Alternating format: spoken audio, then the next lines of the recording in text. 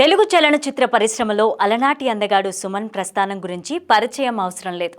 ఎన్నో చిత్రాల్లో నటించి నటుడిగా తనకంటూ ప్రత్యేకమైన గుర్తింపు దక్కించుకున్నారు సుమన్. తనకంటూ ప్రత్యేకమైన అభిమాన వర్గాన్ని కలిగి ఉన్నాడు. ఒకానొక దశలో megastar Chiranjeevi, super star Rajinikanth లాంటి స్టార్ హీరోలకే పోటాపోటీగా సినిమాలు చేసిన నటుడు ఆయన. అప్పటి యువతలో విపరీతమైన ఫాలోయింగ్ ఉన్న నటుడు. ఇదంతా ఒక రకమైన జర్నీ. ఇక భక్తిరస చిత్రాల్లో దేవుళ్ల పాత్రలు పోషించాలంటే అది కేవలం సుమన్తోనే సాధ్యమని నమ్మే మేకర్స్ ఎంతో మంది. ఆ పాత్రలకు కేవలం తాను మాత్రమే న్యాయం చేయగలడని అంతా నమ్ముతూ ఉంటారు.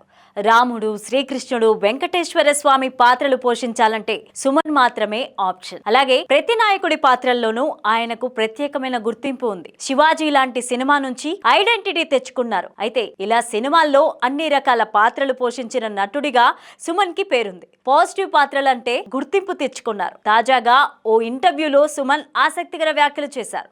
నేను మొదటి నుంచి కర్మ సిద్ధాంతాన్ని నమ్ముతాను. అందుకే నన్ను మోసం చేసిన వాళ్లను నేనేమీ అనలేదు.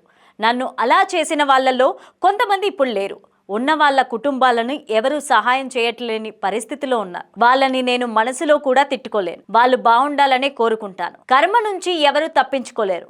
వాళ్లను అలా చూడడానికి నాకు బాధగానే అనిపిస్తూ ఉంటుంది అని చెప్పుకొచ్చారు సుమన్.